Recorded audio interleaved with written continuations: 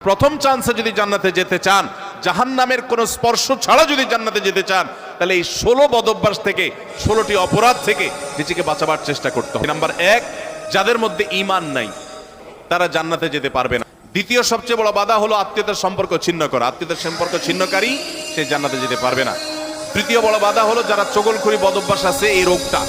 চতুর্থ, প্রতিবেশীকে কষ্ট দেওয়ার রোগ যাদের আছে। 5 নম্বর হলো অহংকার। 6 নম্বর হলো প্রতারণা করা, মানুষের সাথে মানুষকে ধোঁকা দেওয়া। 7 নম্বর হলো দান করার পর খোঁটা দেওয়া। 8 নম্বর হলো কৃপণতা। 9 নম্বর হলো ঘুষ দেওয়া নেওয়া।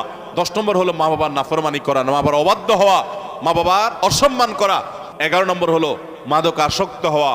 12 নম্বর হলো হারাম উপার্জন দ্বারা, হারাম খাদ্য দ্বারা, পানীয় দ্বারা শরীর গঠন করার। আর 13 নম্বর হলো রূঢ় স্বভাবের হওয়া।